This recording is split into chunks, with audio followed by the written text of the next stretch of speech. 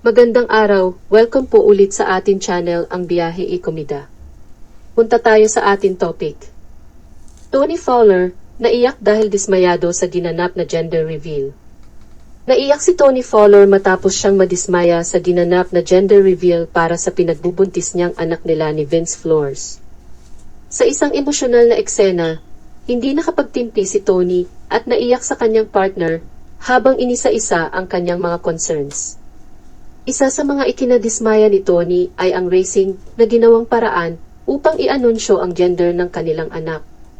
Ayon sa kanya, hindi nila makita ang finish line mula sa kanilang pwesto dahil nasa likod ito ng kanilang design, dahilan upang hindi nila masaksihan ang mahalagang sandali. Bukod pa rito, nadismaya rin siya sa MC na muntik nang i-anunsyo ang gender bago pa man ito nakatakdang i-reveal. Nagdulot ito ng karagdagang tensyon at pagkabahala kay Tony. Maging sa kanyang partner na si Vince, nadismaya rin si Tony dahil sa kanilang napag-usapan na magyayakap sila pag naanunsyo na ang gender ng kanilang anak. Ang hindi pagtupad dito ay nagdulot ng kalungkutan at pagkadismaya kay Tony. Sa kabila ng lahat, umaasa si Tony na magsisilbi itong aral para sa kanilang mga susunod pang events na gaganapin. Si Tony Fowler ay nakilala sa social media at bilang isang YouTuber matapos niyang masangkot sa eskandalo kaugnay sa paghihiwalay ng aktres at social media star na si Jelay Andres at sa asawa nitong John Gutierrez. Sa kabila ng kontrobersya ay marami ang sumuporta kay Tony, ang naging karelasyon nitong si Rob Moya sa kanilang YouTube vlogs. Matatanda ang idinaan ni Tony Fowler sa isang TikTok video ang biro tungkol sa pakikipag-break niya kamakailan kay Vince Flores. Sa kanyang binahaging TikTok video makikita si Tony na sumasayaw na kinalaunan ay sinabayan ni Vince. Matatanda ang matapos ihayag ni Tony kamakailan ang paghihiwalay nila, marami sa kanilang fans ang nalungkot. Gayunpaman, hindi nagtagal at sinabi ni Vince na nagkaayos lang sila at dala lang ng pagbubuntis ni Tony ang mataas na emosyon nito. Binahagi din ni Tony ang throwback pictures niya kasama sina Nash Aguas at Mika de la Cruz. Ito ay upang batiin sila sa kanilang pagpapakasal nito lamang nagdaang Saturday, 18 of May sa Tagaytay. Ani Tony, ang pictures nilang iyon ay noong panahong tuwang-tuwa sila sa kanya dahil si Tony ang nagtuturo ng dance steps nila sa guesting nila sa It's Showtime. Aminado din si Tony na dahil dito ay pakiramdam niya ay ang tanda niya na. Punta tayo sa atin susunod na topic. Kim Chiu, nanalo ng Outstanding Asian Star Award sa Seoul.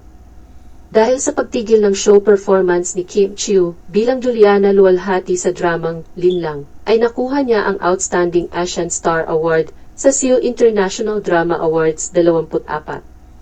Kinuha ni Chiu sa kanyang Instagram page noong Linggo, July 28, ang pagdiriwang ng kanyang pinakabagong milestone habang nagbabahagi ng isang sulyap sa kanyang invitation letter mula sa katawan ng mga parangal na nakabase sa South Korea.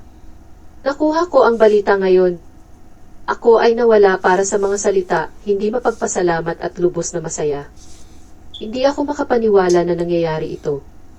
Salamat sa #Seoul Drama Awards 2024. Salamat, AADS, CB, at Dreamscape Teach. At higit sa lahat sa aking mga kaibig-ibig na taga-suporta sa lahat ng walang pasubaling pagmamahal, suporta, oras, pagsisikap, at marami pang iba, she said. Ayon kay Chiu, full ang puso niya sa nasabing award habang nagpapasalamat sa pagkakataong kumatawan sa Pilipinas. Napakaswerte ko na lahat kayo ay nasa likod at tabi ko. Salamat sa paggawa nito. Puso ko'y puno. Maraming salamat po. Korea, eto na, she said. Sa South ha? Hihihi at Seoul Drama Awards. Pilipinas ang kumakatawan. Nakatanggap ng mga mensahe ng suporta ang aktres mula sa mga kapwa niya artista sa mga komento, kabilang na sina Iza Calzado at Melay Cantiveros. Tatanggapin ni Chiu ang kanyang tropeo sa Seoul International Drama Awards 2024 sa Uido Kelly as Hall sa Setyembre.